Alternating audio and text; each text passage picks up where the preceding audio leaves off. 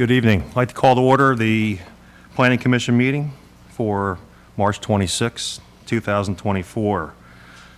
Present are the commissioners of Plumley, who's online, Engelbrecht in person, and Bradley in person.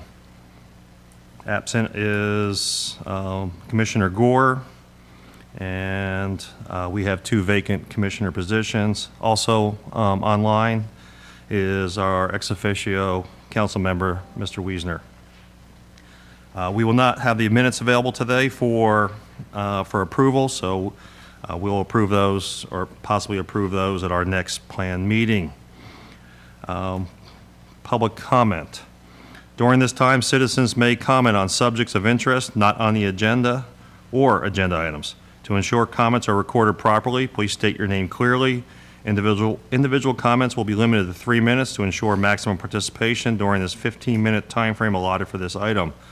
Public comment may also be submitted online at www.oakharbor.gov/public comment at least 2 business days in advance of an advisory board meeting.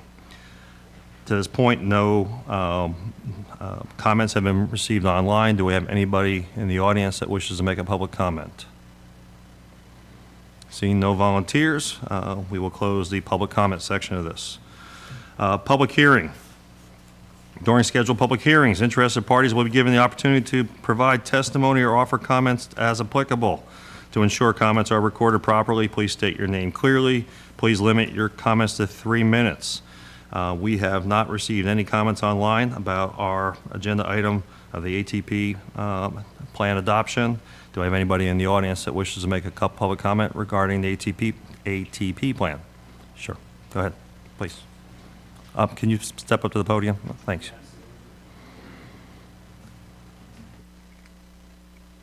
With the WashDOT Northwest Region Mount Baker area, Planning and Engineering Services Manager. Appreciate being included here at this evening's meeting, and just wanted to share our support for your process. Appreciate being included in your development of your active transportation plan. As noted in one of the appendices of your current draft documents, you will note some comments we submitted, just acknowledging the kind of different contexts of the SR20 corridor, and recognizing that as we continue, to work with you on the future projects and the vision of SR20, that we understand that the concepts that you've got in there right now, great, kind of conceptual vision for what the corridor could look like in the future, and that of course we'll be working closely together to get that into a more detailed fashion when that comes time to develop projects. So again, really appreciate the continued involvement with your community. Thank you for including us. Great, thank you for your partnership. Appreciate it. Any other public comments? Okay, I will go ahead and close the public hearing, and I will turn it over to our principal planner, Kat Kmek, for a presentation on the active transportation plan. Good evening, Kat Kmek, principal planner. I have a I'll try to be brief with my presentation. This has been a year-long process for the city. It spent most of 2023 planning for this project, and I have a short presentation to kind of capture just the gist of the planning process, some examples of what's contained in the plan, and then turn it over to the Planning Commission for questions and comments. So with that, I'm going to share my screen. Give me a second here.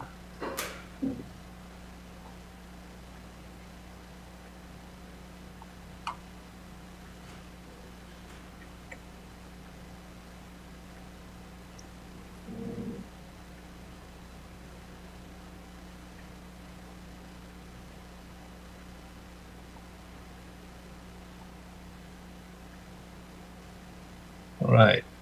Can you see my presentation? Not yet. Give it a Oh, second. not yet. Yes, absolutely. Okay. All right. All right. So, as I mentioned, we started off the process last year. The process kind of looked somewhat. This is the draft, kind of a schematic of the schedule. We started back in January of 2023. We did a lot of the plan development in the summer of 2023. We did public engagement during that process. We had a steering committee that oversaw the kind of the track that the plan took all year. And then towards the later of the year, we got into draft plans that went out for comments. We collected comments. Various agencies were interested in this plan and did comment. We incorporated those, and we're back here for final adoption. The plan started off by looking at the various other existing adopted city plans as a starting point. They did an analysis on our existing facilities. Again, there's more information in the plan. I just picked a few exhibits just as an example of some of the items that the plan touched. As I mentioned, we did a public engagement section with surveys. We had an online map that citizens could go directly and comment on intersections or issues and events that they may have encountered while biking or walking around in Oak Harbor. So this is just a snapshot of some of the comments we did receive on the website. They analyzed all the intersections, pretty much all the intersections in the city, to assess the level of stress, and noted those on the plan, and also looked at sidewalks and so on, and identified where there's potential gaps in the network. And so these are maps that are in the plan as existing conditions. And with all that information and the survey input, they have proposed a bike network for Oak Harbor. Again, this is just a sample of what's in the plan. And from the network that is proposed throughout the city, they also identified some key catalyst projects that the city can start to look into in order to get this plan going. As you can see in this map, some corridors were identified. We have north-south corridors like the Midway Boulevard, O'Leary Corridor, Heller Street, and then we have east-west corridors like connecting 3rd and 4th Street all across the city, or connecting Barrington up to our pool and school along Midway Boulevard. We also have proposals along Bayshore and Pioneer Way. So these are just catalyst projects that the city can consider in trying to implement the plan, and this is just a recommendation from there. So for these catalyst projects, the consultants looked at providing some very conceptual or rudimentary cross-sections of what can be considered along these corridors, and those are captured in the catalyst project section, and you can see sections like these that are in the plan. Again, these are conceptual levels, and these are just potential of what could be in the corridor. There's some more detail they've got into with some of the projects for conceptual drawings, and I'll go into that a little bit. But at least for the catalyst projects, they've just provided some cross sections to show what is the potential in this corridor. Given that these are concepts, when some of these projects are implemented, it could look different than what these cross sections are. But these are just to give an idea to folks that what sort of changes can we expect along our transportation corridors by accommodating active transportation. So I have a few just examples. Again, they provided these for these catalyst projects in the plan. I just picked a few just to highlight what's in the plan.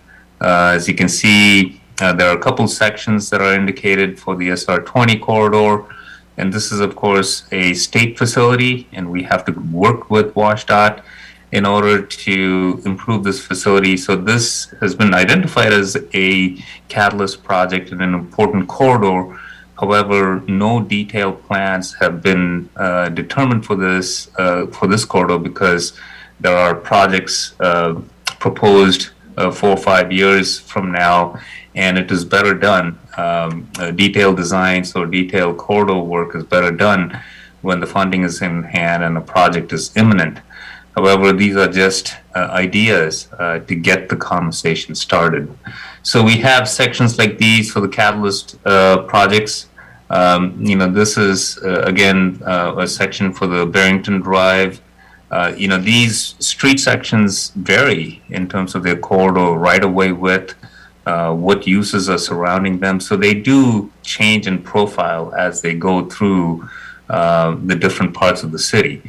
And so this is just an idea to capture, in some sections, Barrington Drive is wider, and in some sections it's narrower without sidewalks. And so this kind of just gives an idea of some of the things that we could do from a profile standpoint to accommodate active transportation, even when the right-of-way gets narrow and challenging. So these are conceptual level sketch sections that are provided for the catalyst projects.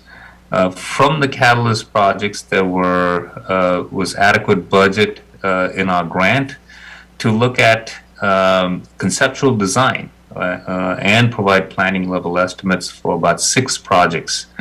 And these are the projects that were selected to do those more sort of detailed look at it. There are conceptual drawings that are provided in more detail at the appendix section of the plan. And again, as you can see here, Midway Boulevard, this is one of the corridors that has is in our CIP for some sort of improvement or a road diet in the near future. So we wanted to just take a look at what are the possibilities here. So we have some foundation to start off with. Pasek and O'Leary corridor is a residential street. I think it's one of those hidden corridors that's great for biking from north to the south end of city. It takes the bike traffic off of the highway at the north end of town and can give riders that are visiting Oak Harbor a different entry into the town and provide a feel for the neighborhoods. The Bayshore Drive and Pioneer Way, this is a favorite corridor for everybody in the city that likes to walk on the waterfront. There are some sections that are recommended for those that will allow for, but kind of the idea is to try and get all this activity on the water side. And so to have a 2-way bike lane adjacent to the sidewalk, it can still accommodate 2 lanes of traffic on the other side. And there's great potential here for creating a nice amenity. So these are some of the catalyst projects, and these catalyst projects have a little more detailed conceptual design. They are not designs that you can go out and do construction with. However, it is a great place to start. We're one step closer to applying for grants that either come from the state or through the RTPO, and quickly implementable projects. So we wanted to make sure that we did some groundwork and set ourselves in a good position to hopefully access some grant dollars to implement these projects. So these are these are the concepts for which there's conceptual design in the appendix of the plan. So that is just a kind of a tip of the iceberg, kind of a view into what's in the plan. The draft for this plan was available in November of 23. There was a SEPA checklist and agency consultation that we do with all our planning documents. We received comments from WashDOT and from Island County. It's really important for us to be in conversation with WashDOT, especially with the SR20 corridor that's going through our community. I'm glad to see representatives from WashDOT in our meeting today. And they've been in contact with me and have been providing comments. We wanted to make sure that we capture our communication and our willingness to cooperate with the state to improve this corridor. So we created an appendix and included their comments in the appendix as a way to incorporate the thoughts and comments into the plan. And again, both WashDOT and the city is fully aware that this is just a conceptual level plan. And when we do have money to implement a project in this corridor, there will be additional planning work, and there'll be codes and requirements at that time that we will have to meet. And so it is likely that that corridor could look different than what's proposed in this plan, but it is a starting point. It captures some thoughts and allows for this conversation to carry on as we keep planning for these corridors.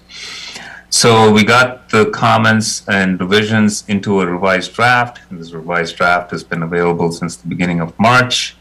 And we're hoping that we can take the plan forward as it is in its current state for adoption. And that's why we're here with the public hearing tonight. So just basic highlights to summarize. The active transportation establishes an active transportation network within the city. That was what our intent is to provide active transportation for the citizens of Oak Harbor so that they can freely move within the community in a very safe way and have alternative modes to get around the city. It identifies gaps in sidewalks. As I mentioned, it has some suggestions for catalyst projects to consider. It includes conceptual designs for 6 projects with cost estimates, and it also has recommendations for policies and programs as we move forward. So with this, the process here is the public hearing at the Planning Commission, and I am discussing this item with the City Council tomorrow at their City Council workshop, and I am hoping to take it to public hearing to the April 16th meeting. So that is the process that's remaining for this plan. We hope that you conduct the public hearing tonight and forward a recommendation to the City Council, hopefully with the recommendation of approval. With that, I am open to any questions and comments that you may have. Thank you, CAC. Mr. Cool, clarification on procedure. Should I open the public comments now, or could I open it at the beginning before he presented? Should I open public comments up now? Normally you have public comments now. No? Okay, great. So I'm going to open up for public hearing comments. During the scheduled public hearing, interested parties will be given the opportunity to provide testimony or offer comments as applicable. To ensure comments are recorded properly, state your name clearly. Please limit your comments to 3 minutes. Do I have anybody that wishes to comment? Oh, great. Please state your name at the microphone. My name's Ed Fry. I live in the city of Oak Harbor. I just have a question. Trying to figure out here this process because I know we're in need of safe transportation. Got it. But before we start going in and beefing up all these other areas for the transportation side, our infrastructure right now is currently crumbling. Do we have anything currently in place to fix our current roads, excluding the ones that he's brought forth in the brief? That's just a question I have. Sure, thank you. Mr. Cool, Mr. Kamek, who wants to take that question? Anybody want to take a question? Yeah, I can start by saying we do have a program to improve our local streets. We have the Transportation Benefit District that is in full swing. That is a revenue source that's targeted very specifically to improve, at least repave or resurface a lot of our existing streets. So they have a plan that has identified streets that are for over the next 10 years or maybe 15 years in a cycle based on the revenues that we get every year. And so engineering has a plan to try and improve as many of the local streets as possible with that funding source. Thank you, CAC. Just a point of clarification.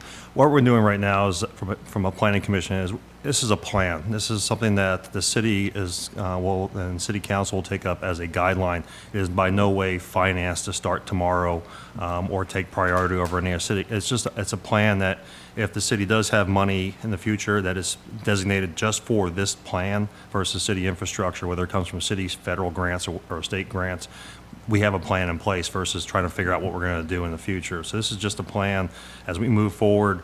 The city of Oak Harbor looking for other ways of transportation and try to ease some of the congestion on the streets. But this is just a plan right now, and it gives guidance to the city council, and then the city council, if adopted, would give guidance to the city as priorities become necessary in the city.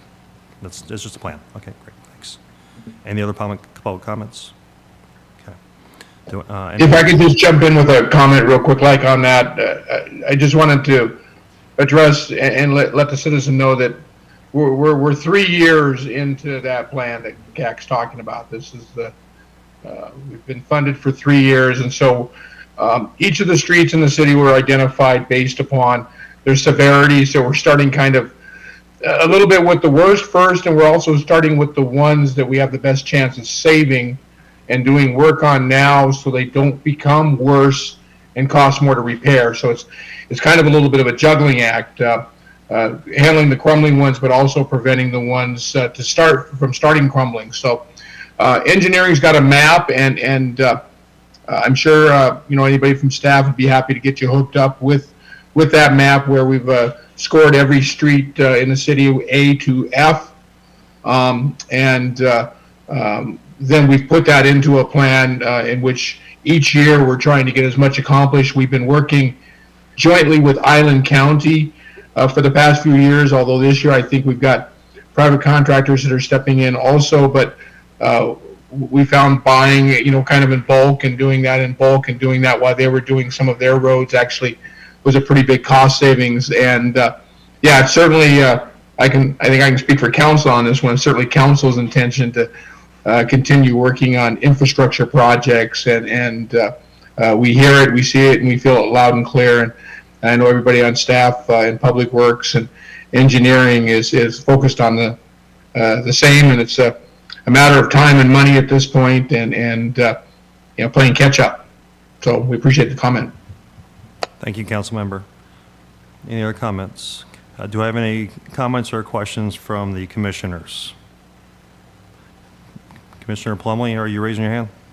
Yes, I have a question. CAC, for the conceptual of Highway 20, right? Because we know that's a contentious strip of real estate in town when it comes to maintenance and repair and upgrade. At least from the aspect of community members when there's a challenge as to who owns that. Are there any plans, or do we have any recommendations that should it go from concept to reality, that we have a memorandum of understanding with WADOT as to what we as a city can do and what we need to give to them? Because my thought here is, we line it with flower pots, we line it with trees, we put a roundabout in the middle and do landscaping there, and it looks great for the first 3 or 4 months, and then lights start going out, or there's graffiti, or plants need to be changed for seasonality, and the community starts to ask about those things, and rightfully so, and more often than not, the answer they get back is, yeah, that's not the city, that's WADOT, and they have a plan. And if possible, I want to try to prevent that. So I think there's two kind of pieces to your question. One, I think, is the maintenance of it when facilities are built. And then the first part of your question was, how do we work with WashDOT to eventually finally get to some sort of an implementable plan with our community ideas. I think I think that's what the question is, and I'll try to answer it in that way, and we can clarify things. I think with respect to the SR20 corridor, and I think that's why WashDOT is also very interested in this plan, is to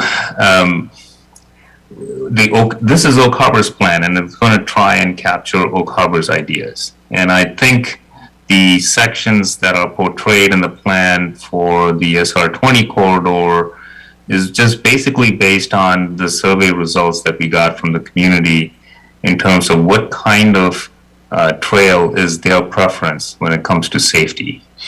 And in the survey, the separated bike lanes came up as one of the top ways that people thought that was one of the safest sections that people would be comfortable biking on.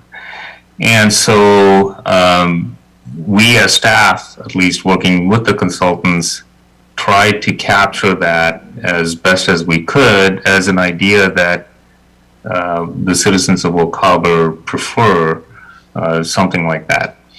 Now, as we went through and discussed these cross-sections with the consultants and their engineering staff, we found that these cross-sections may not be the safest in all corridors.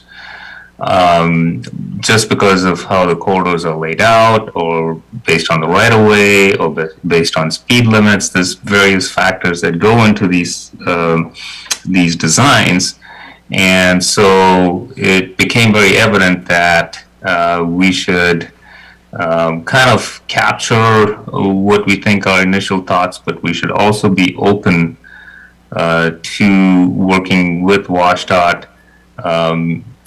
As the signs for these facilities improve, as they gain experience having these facilities around the state, there will be a lot of modifications and changes that will come forward.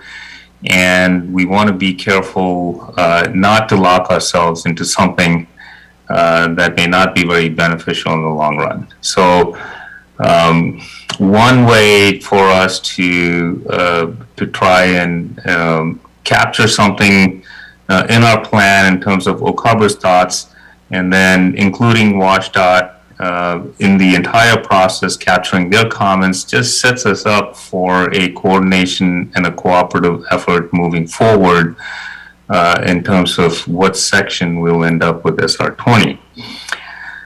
In terms of maintenance of facilities along the corridor, I think there is some maintenance that the city does on the highway, and then there are some things that the state does in terms of highway, and those are usually established through local agreements or other ways in which we handle maintenance with the state. And so I think Washington State as a general is gaining experiences with these different corridors in different sections of the state. And so I think by the time we get a project along SR20, hopefully the city and the state will have sufficient experience to try and work out some of the issues that you mentioned in terms of maintenance of these facilities. One thing we know generally from maintenance standpoint, I think generally along SR20, the original project was to have a lot of roundabouts along the south side. And over the years, I think it's now that traffic circles and roundabouts have become more and more popular, it could be considered for the entire corridor. And so we should be open to looking at this entire corridor from the top to the bottom, and see where we can accommodate these traffic devices in order to facilitate safe transportation, continuous transportation, and also accommodate alternative transportation. One thing we know is roundabouts in the long run cost less maintenance if they're done correctly. Traffic lights need replacement, they need constant maintenance, and they can get damaged by storms, etc. But roundabouts have less infrastructure, and we're hoping that that corridor or the highway corridor will tend towards that way.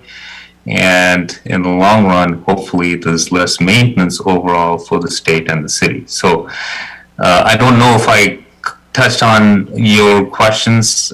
Be happy to dive in more if you have more things, but I tried to capture as much as I think I heard from you.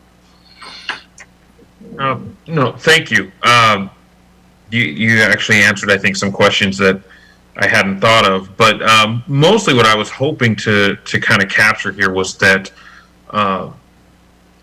in the planning phase where we are now, where we're conceptually looking at this, addressing some of the concerns that I know I've heard from residents, and I think City Council probably gets it with both barrels a lot of times, that there's small things. There's things that could be done rather quickly, or like a light bulb that's out or something. But because we don't necessarily have those interlocal agreements saying, hey, if it's out for more than 4 days or whatever, then we will fix it and charge the state, or however that would be done.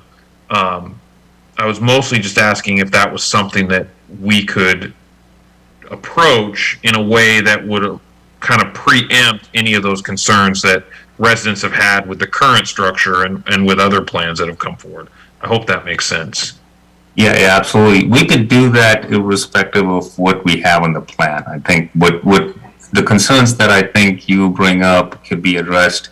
It doesn't. I don't think it's necessary for this plan to be the tool or the way to capture it. We could do that at any time in terms of maintenance and other concerns that there are gaps in currently. Thank you. Any further comments, Andy? No. Any other commissioner comments? No. Just a few things for me up. CAC, first off, your team did a phenomenal job with this presentation. Very well done, very well detailed. I know you've heard this before from me. A plan without financing is just a dream. So hopefully we don't just add this to the dream shelf in the office. So I hope we can find money to start doing these things along with other infrastructure issues and the other millions and millions of dollars of items we have on the city's agenda.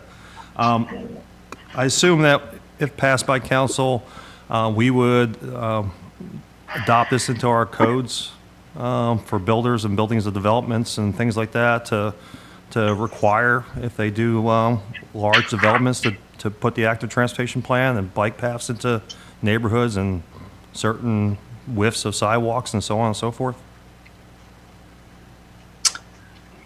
Yes. So once the plan is adopted, it doesn't automatically put requirements into place. There are recommendations in the plan for policies and programs, and they would be done based on opportunity or based on a project, or it'd be based on timing, basically.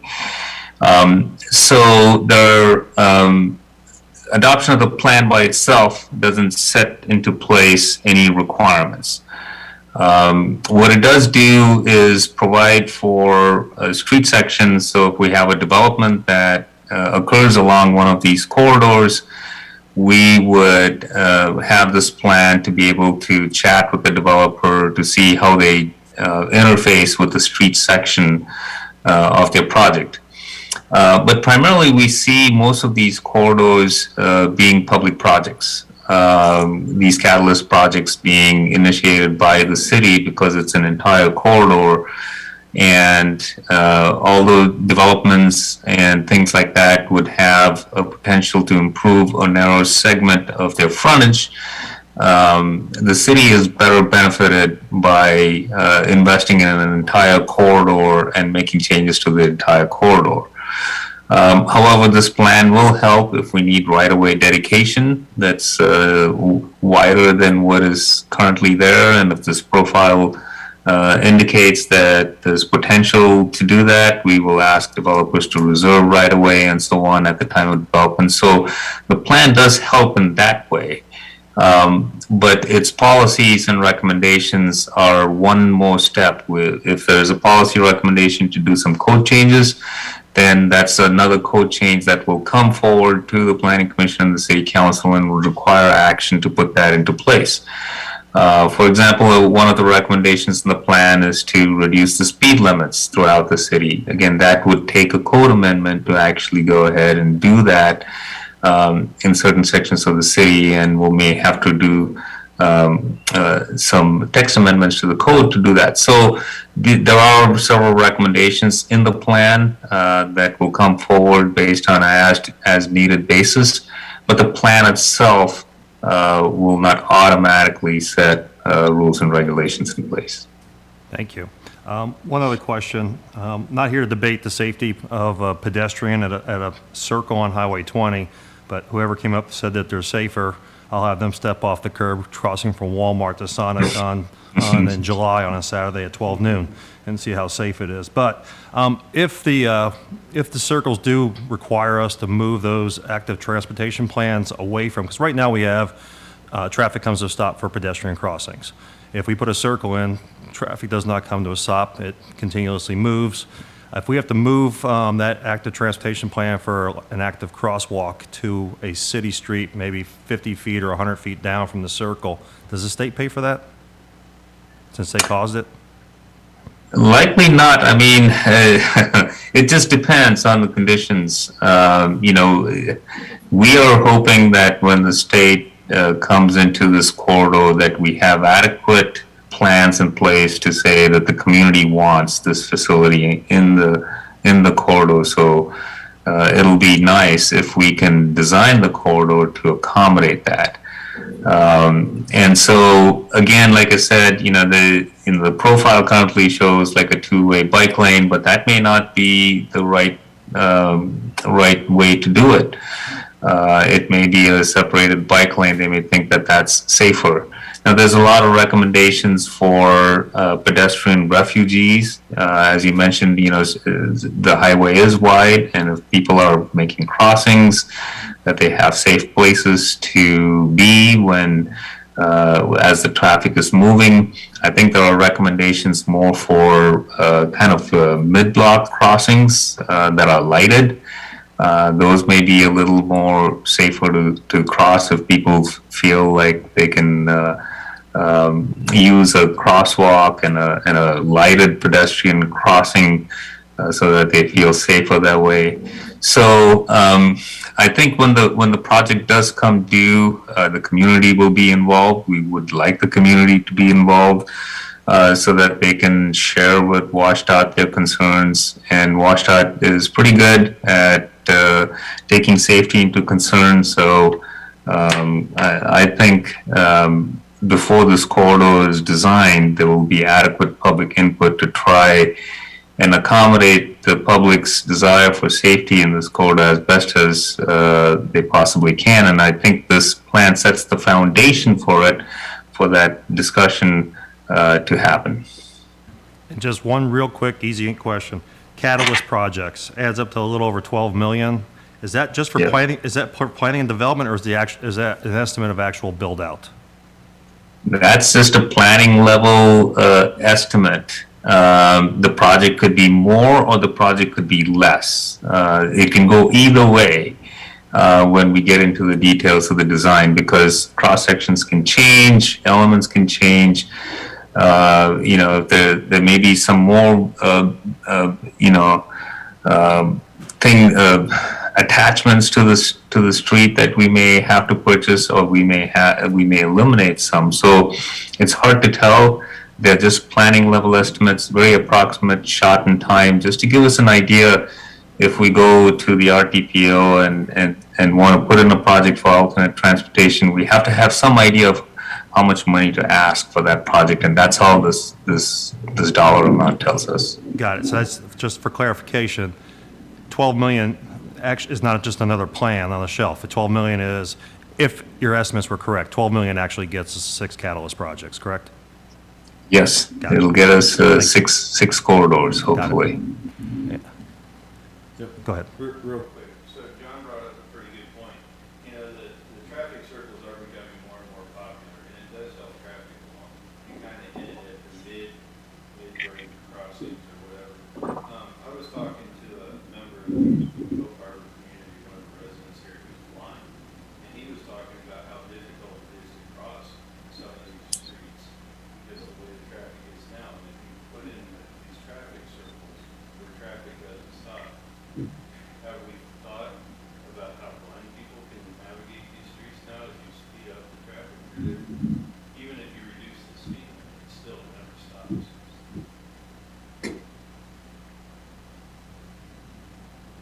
You know, right now, we're at traffic light, you have the crosswalks and it beats for the blind to be able to see, and know that they can run out to see, but they can hear so that they can cross the street.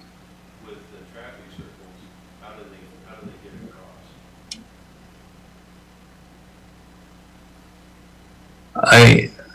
I apologize, but for us on the online meeting, could not hear any of the words. I don't know if the mic was on or not. Okay. So somebody could repeat that question if it was a question at all. Yeah. We couldn't hear. Can you I'm hear me sorry. now? Yes, absolutely. Okay, Now we can hear Sorry you. about that. That was my mistake. So no, the question that I had was kind of piggybacked on what John had said about the traffic circles. The traffic circles certainly are becoming more popular, and it speeds traffic up.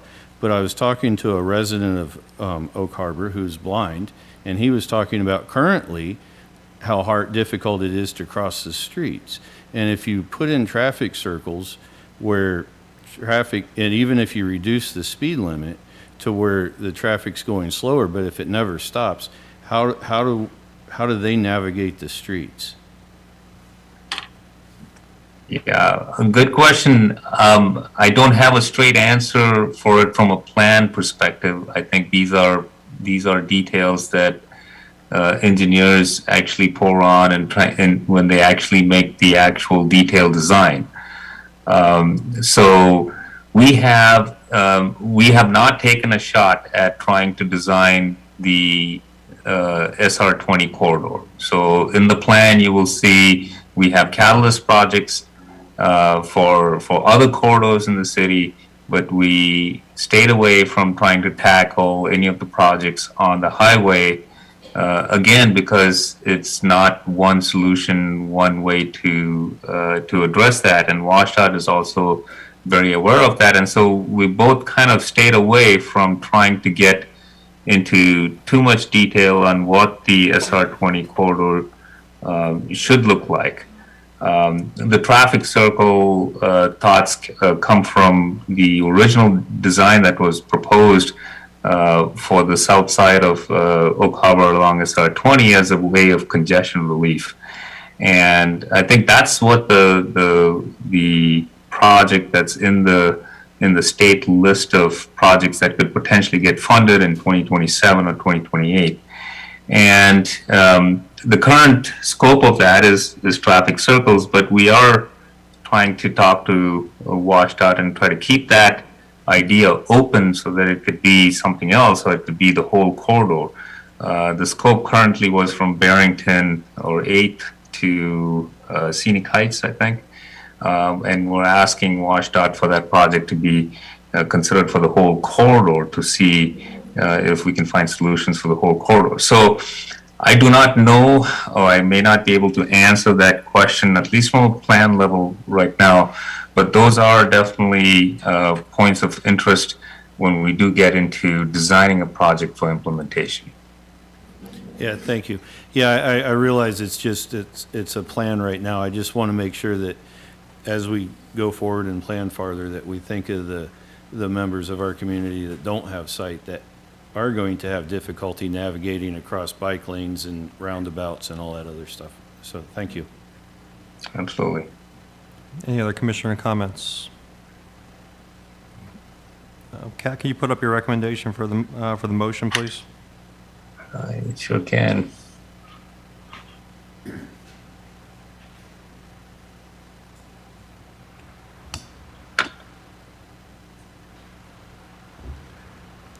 Mr. Commissioner, did you close the public hearing? Thank you.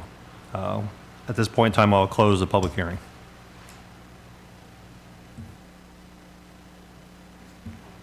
Is it the pleasure of any commissioner to make a motion? Sure, I'll make the motion. I will move to recommend City Council adopt the active transportation plan. I have a motion. Do I have a second? Second. Commissioner Bradley seconds. Is there any further discussion? Hearing none. All those in favor, please raise your right hand and say aye. Aye. Aye. It's unanimous. Thank you, CAC. We're going to move on to item number 5, discussion of the countywide planning policies, also presented by Principal Planner CAC Kamek.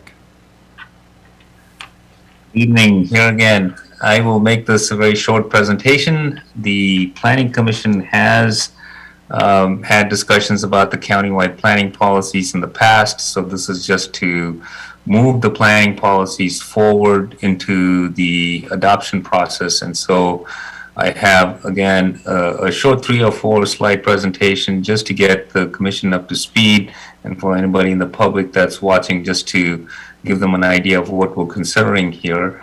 I have these going again to the council workshop tomorrow, and again going to the city council, I believe, to the April 16th meeting. So I will share my screen again and have a short presentation. Kat, can I interrupt you just for a second? And I have Absolutely. a question for the director. So, for the record, right, as we've discussed before, I work for Town of Coopville. I work on the countywide planning policies at a staff professional level. And so I'm not participating in these discussions. Given that, and that we have 4 members here, one of which is online, 2 here, me, how does the quorum impact that if I'm to recuse myself? You only need 3?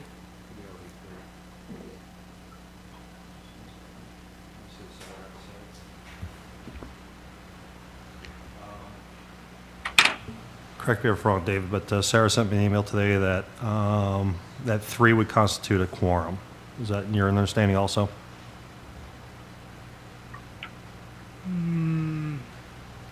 Is it because we have 2 vacant? Because we only currently have 5? Well, that's true. I guess we do have 2 vacancies. That's right. Okay. Thank you. So I believe that, unless corrected, we have a quorum today, even without your presence in the vote. Very good.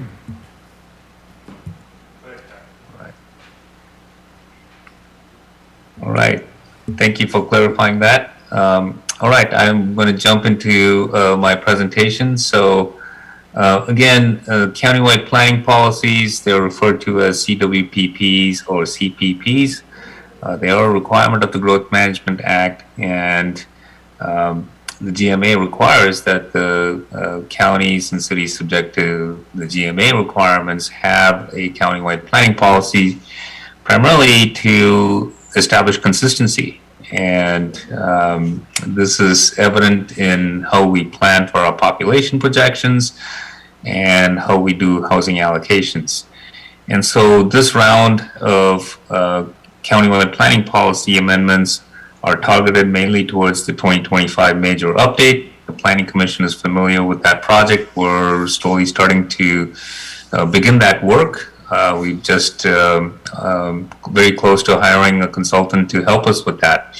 And all other jurisdictions in the county are also gearing up for that, Cookville, Langley, and Island County. And so this is a time to look at these planning policies and make sure that we have some sort of agreement or consistency as we move forward, so that we avoid conflicts and delay planning efforts for all the jurisdictions here that could cost time and money in the long run. So these countywide planning policies have been in place since 1992, and they've been amended several times with other comprehensive plan updates as well. And so, as I mentioned, this is for our 2025 update. As per the countywide planning policy, a county planning group was formed, which is what we just talked about, Cookville and Langley being involved in that. And this item was discussed at the joint workshop last October between the Planning Commission and City Council. And we also discussed the housing allocation with the City Council and Planning Commission in January. So since then, the City Council has ratified the OFM medium population that the county adopted. That is, again, part of this consistency piece. The countywide planning policies recommend that the Island County consider the medium population projection that the Office of Financial Management provides. There's no need to deviate from the medium this year or for this update. And so Island County adopted that population. The Planning Commission recommended in January that we can take that as our 20-year population projection for Oak Harbor as well. And the City Council ratified that at its February 5th meeting. We follow a similar process for these policies. The county is held a hearing for these countywide planning policies actually yesterday, I believe, or earlier today, I should say, and they approved them. That's an email that I got this morning saying that the Island County has looked at the policies, the commissioners did, and have approved them. And so we as jurisdictions within Island County will, just like the population, will need to ratify the policies, and that's what we are here to kind of chat with you about. So what are some of the changes that are considered as part of this year's amendment? The county planning group this year approached the amendments mainly with kind of these 4-point, overall approach. We wanted to be consistent. So if you look at the attachment, I think there's a red line version in your packet. We've just tinkered with a lot of the terminology to make sure that there's consistency across plans from Island County to the various cities. We looked at, there's been a lot of code changes and requirements by the state for all the jurisdictions in Island County. So we looked at that to make sure that the methodologies that are included in the policy documents provide for practical growth. And so there are some adjustments we requested to certain formulas and certain percentages. We wanted to make sure that growth is promoted in urban areas. I think that is the goal of the GMA. And I think that's a general understanding within the community and the larger public that growth should happen in urban areas and rural areas should stay rural. And so we've done our best to try and tackle that. And we also understood that this is just one step in a direction and that we have to learn on the move. We cannot solve all our problems by trying to find a perfect solution now. There's a lot of demands that we are planning for, and we should start planning for them, and we should learn on the go. We will have other updates, other factors that will impact our comprehensive plan every 7 to 8 years, and we'll be doing these major updates periodically, and we will be adjusting. So those are the four kind of outlooks that the planning group had. And so the scope of amendments, as I mentioned, clerical and terminology updates. We try to make sure that the language was open to try and be able to grow in ways that you can include natural areas and open space into the city, because the original language was to try and get only developable land, which didn't make sense. As a city, as we grow, a city needs to have natural areas and open space as well within its city limits as a balance to all the development that's being proposed. So we wanted to make sure that there are policies and clauses that that can allow that to happen if needed. And then, as you all know, and we discussed in our January meeting, the state is allocating a set of numbers for housing for every county, and the county then needs to plan to try and distribute that into its various jurisdiction. This is a new way of approach. We didn't do it by housing before, we just planned it by population.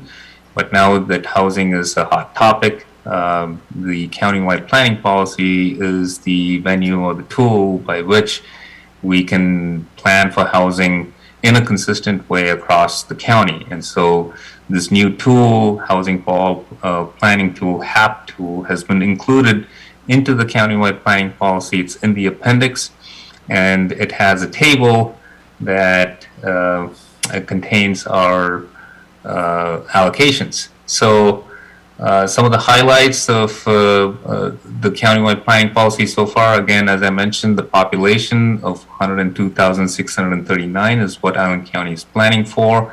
That's the median population. This has been ratified. And the next step is the 20-year housing allocations for 2045. And the HAP tool that's included in your packet, and I do have an exhibit here, indicates the distribution of the housing within the various jurisdictions. So as I mentioned, there's about 8,700 units that have been assigned to Island County based on our median population projection that we have chosen to go with 102,639.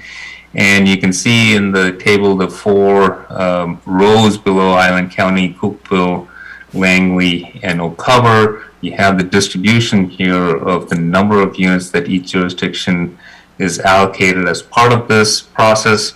And this tool also provides for how that 5,533 units for Oak Harbor needs to be distributed between the various income levels for public support housing, for the area median income, that's 30 to 50%, and so on till a greater than 120%. So this distribution and this table is a tool that the state has provided, so we haven't deviated much from any of these. And so this is what is contained in our countywide planning policies moving forward. So this is something that, as I mentioned, Island County has already adopted today, this morning, and is hoping that the city ratifies it. We, as a jurisdiction, are taking it through Planning Commission and City Council, and this is kind of the process we're going through. It's not a public hearing. The hearing is held in the county. It's their action. We, as a jurisdiction, are just ratifying it. So we are trying to provide our input and make sure that everything is consistent going forward. So with that, I'll turn it back over to the Planning Commission for questions or comments. I'm hoping that the Planning Commission can make a recommendation tonight for the City Council to adopt the countywide planning policies as presented. So with that, I will turn it back to the Commission for questions and comments. Any commissioners have questions or comments? Andy, I can't see you, so I can't tell. I do. Okay, great. Yeah, I do. Go ahead. CAC, thank you for the presentation. If this is a county program and county plan, why are we as a city hiring consultants? This is the countywide planning policy. So this is a policy document that tells us all, or gives us all a framework on how we move about doing our individual comprehensive plans. So the consultants we are hiring is to update our comprehensive plan as per the state requirements, and that's our plan. And the countywide planning policy is just an umbrella document that we have with the county, and all jurisdictions are agreeing in a certain way in how we approach, for example, the buildable lands analysis. So, the state allocates the housing to the county, and then this countywide planning policy is the method by which we use to distribute that housing. And then once the housing is distributed between all the jurisdictions, we then have to update our comp plan to accommodate the housing that's been allocated. And that's why we're hiring consultants, is we want to do it for our comprehensive plan. The Island County will use this information and they'll update their comprehensive plan. And I think they are getting consultants to help them with some sections of the plan, and so is Cookeville and so is Langley. Okay, so it's for our comp plan that we're hiring consultants. I understood it to be that we were hiring consultants about the county plan. Thank you. No, it's for our city. Thank you. Any other commissioner comments, questions? CAC, I apologize ahead of time for not asking you this question offline, but, and you'll trust me, but 3.9, it's on page 21 of their comp plan. It says, provisions for housing affordable to all income levels will be required. Elements of the housing, land use, economic development and comprehensive plans of the county and municipalities. Is this a philosophy or this is actually a policy where the city's going to require builders to build affordable housing as a part of their projects? Is this something that's going to be required, or is it just required to be a part of our philosophy? I'm confused. Yeah, we are required by the state to plan for affordable housing and to show kind of where they will go. And this is kind of a challenging thing that we're all scratching our heads in terms of how we're going to do it. So this will be part of our comp plan in terms of how we tackle it.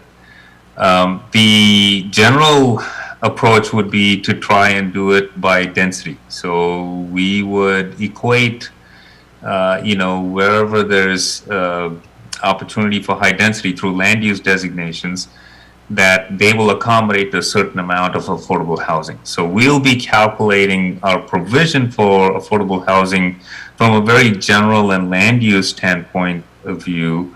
But we will also probably in the process consider code amendments to provide incentives for a certain scale of projects to include affordable housing. So we don't know all the tools that we'll get to in terms of how we'll interact with the developer, but from a planning standpoint, we just have to make sure we have enough thought process going into this so that we know that affordable housing will be tackled in some way or the other.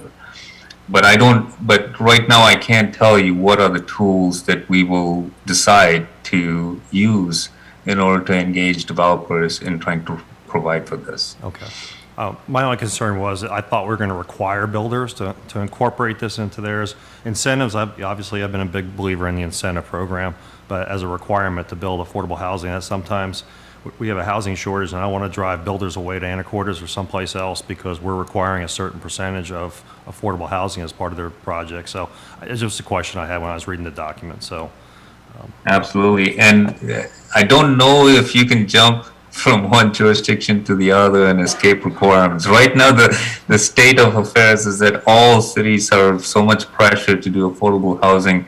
No matter where the developers will go, they will have some sort of incentive, or I don't know if we are to the requirement stage, maybe if there's federal funding, whether there's state funding in it. Those are the ways that it would be leveraged for affordable housing to get into a development. But I don't think, at least currently, I don't think we're at a point where we'll be requiring developers to provide affordable housing with every project. We're not there yet. We don't have any legislation that says so. Right now, it's just kind of relaxing the rules so that developers can think creatively to provide density, hopefully on their own, take advantage of all the density requirements or the density options that they have. And in that process, by utilizing some of the benefits that the city gives, that they can provide some affordable housing along with that. Thank you. Okay, from an administration standpoint, are we just providing a recommendation to the city council that they consider endorsing the county plan? Is that what we're asking here? I mean, yes, it's a touch point. It's a touch point for the planning commission, and the planning commission is comfortable with it. They can make a recommendation to the city council saying, hey, this is consistent. Go ahead and adopt these policies. Okay. I assume Commissioner Engelbrecht is still going to abstain from the vote? Okay. So, do I have a motion from one of my other two? That's the motion right there. Great. Go, sure. All right, I'll make a motion that the Planning Commission recommends that the City Council ratify the Island County countywide planning policies. Great. I have a motion. Do I have a second? A second. Thanks, Andy. I have a motion and a second. Any further discussion? Seeing none, all those in favor, raise your right hand, say aye. Aye. Aye. Passes unanimously with Commissioner Engelbrecht abstaining. Thank you. Thank you, Keck. Thank you. Do I have any member comments, commissioner comments? Seeing none, we'll move on to the next item. The city has, I assume the city is recommending that we cancel the April meeting? Vice Chairman Chazar, we've had some new developments even since we proposed canceling the meeting, and we'd like to go ahead and keep it open to hold that meeting on the 24th of April. We have some discussions we'd like to make with you regarding some code changes that are coming up. One item is food trucks. That seems to be an issue in the community that people want to get started sooner rather than later. A couple other small administrative code changes we'd like to propose. And so if it's okay with you, we would like to keep that agenda open so we can use that date. Okay. Do any commissioners have objections striking that from the agenda? Okay, our next meeting will be April 23rd, 2024. Do I have a motion for adjournment? Make a motion to adjourn. Commissioner Bradley makes the motion to adjourn. Do I have a second? Second. I have a second from Commissioner Engelbrecht. All those in favor, raise your right hand, say aye. Aye. Aye. We're out of here.